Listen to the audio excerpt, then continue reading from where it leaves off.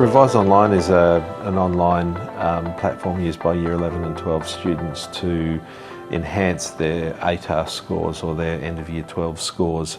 So we take them through a 2-year journey that starts off where they're unfamiliar with exams usually, and then they do practice and learn the skills that they need for an exam, end of year exam. We started in 2015 as a small concept between a couple of us as teachers, and we expanded it as its popularity grew.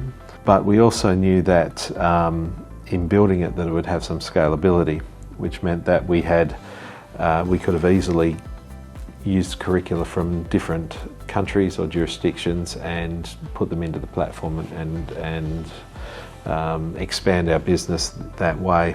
By the time we got ready to expand, and we did have success in Western Australia, we found that we were fairly unprepared for the Asian market in particular, and whilst we had a lot of experience in delivering West Australian curriculum, and we knew that the schools in Asia were delivering the same curriculum, there was a lot of difference in cultural expectation in terms of selling into the schools and engaging them with a West Australian product.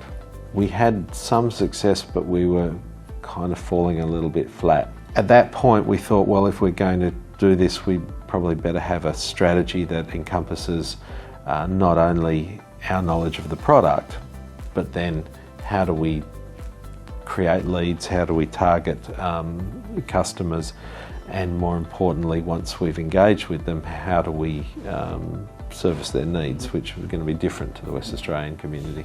With the Access Asia grant money, we employed a communication and marketing strategist to create a plan for us and our engagement into Asia, and with the help of people inside Jitsi, we were able to engage with education delivery specialists inside of the countries that we were targeting. In terms of applying for the grant, I think it's really important to be clear on what you understand the grant to be.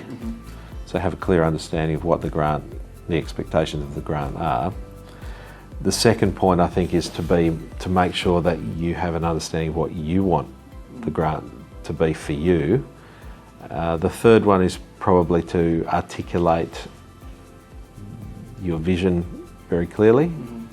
Our journey, speaking from our own personal experiences, it's been a slower entry than what we had expected. We had sales targets, we had all of the things that we would normally apply to the West Australian market. We didn't anticipate that we would require so much relationship building and so much ground breaking to get into the markets. We feel like we've created some trustworthy partnerships, and I think once we gained trust, it was a lot easier to do business.